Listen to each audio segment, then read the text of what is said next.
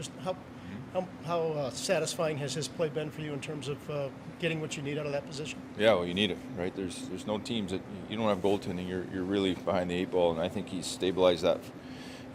His last several outings and looked really good. So we're gonna need it again tonight. He has been battling through all sorts of different things. What does it say about just his determination to get to that spot and get to where he is right now? Yeah, he's a guy that we need. We need both our goaltenders. We need everybody on the team. Everybody's battling. It's not just him. It's everybody. What's this year been like for a coach? Just the amount of different lineups you've been forced to use, just with the amount of injuries you've had. Yeah, it's disappointing in a lot of ways. Like I said, we're 2.5 weeks ago. I think we had 9 rookies and 2 guys that had 30 games. Almost 11 rookies in one lineup. It's just you can't plan for something like that. Like in the amount of injuries we've had in the long term, we've had 4 or 5 guys that are out for the year. That's important guys. So you deal with your circumstance. That's where we're at, and the guys are we got a lot of games left. So it's not like we're 5 games and we're off to the summer break here. We gotta dig in and buckle up, and every game is important for us. What kind of an opportunity is that providing some of the younger guys? Oh, it's tons. I mean, we got guys playing in positions that, forced isn't probably the right word, but someone has to put a jersey on. When you start losing 11 and 12 guys at a time, you're going real deep into your player systems here. So there's been a ton of opportunity from goaltenders to defensemen to centermen to wingers, you name it.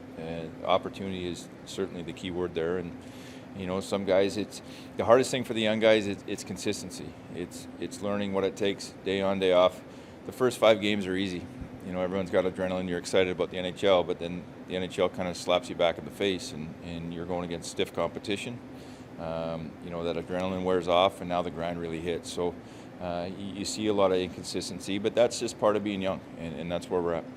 Lars, I asked you about Corp, but how much of it has been chemistry with some of those young D, with Bernie and Bjork back there, and learning how they play, and those guys learning how Corpy plays back there as well? Yeah, it's 5-man units out there in front of the goalie, so it's not just one position, but it's a key position. And I think, you look at Bernie and look at Bjork, those are 2 guys that have taken on a lot, and, we didn't know how much they could take, but they've been, they jumped in with both feet. They've done a real good job. I think they both have been really consistent.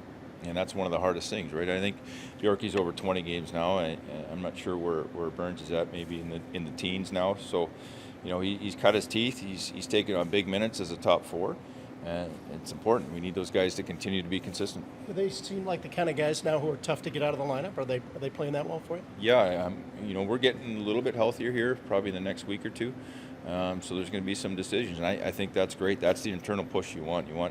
You have a dip in maybe effort or competitive level. There's another guy waiting to get in, chomping on the bit. We have a guy, Andrew Peak, who's out right now. He'll draw back in here sooner than later, and I'm sure he's going to be hungry to get back in. How has Eric Gudbranson fit in his first year at Columbus? Done well, and again, another guy's taking on a whole whack of minutes. With the injuries we've had, some nights I look up, he's playing 24, 25 minutes, right? So. We needed to get bigger, stiffer. He certainly provides that, him and Olivier, and that was an element that we really we needed this summer, and they've done a tremendous job there, and I think his game's got better as he's got more ice time. Is Patrick good to go? Yeah, Patty's in. Is that the only change? Yeah, Myers will be out, Patrick's in. How you feeling just coming back? Good, feeling good. I've been able to skate for the last couple of days, and kind of been over the COVID for a few days now, so starting to feel actually good. And well, you never know until you play, but I'm hoping it'll feel good. Just in this room, we've heard different stories of how it's affected different guys. How did it affect you?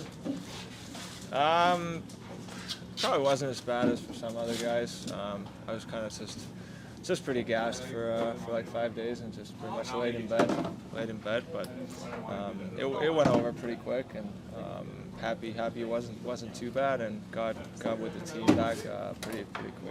Was that your first time with it? Yes. I thought I was never going to get it, so I might have jinxed myself a little bit, but so now it's out of the way, at least for the next 6 months, and kind of go from there. How eager does it make you just to play tonight? Yeah, I mean, it's been one of those seasons where been out more watching the games than actually playing. So every time you're out, you obviously want to come back and play, and so just happy to get the chance to come back, and only missed 2 games this time, but felt like forever again, and just happy to be back in the lineup. So what's it been like just trying to get traction this year for yourself, just given, you say it's not the first time you had to miss some games here? No, it's like I said, it's been one of those seasons. When you kind of get things going again after an injury, then something else happens, then you're out for another 3 weeks, and then there's the Christmas break, then you get COVID, then you're out again, and it's just it's been frustrating, but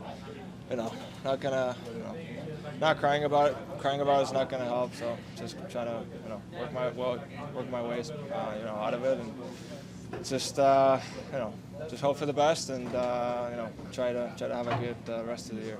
I don't know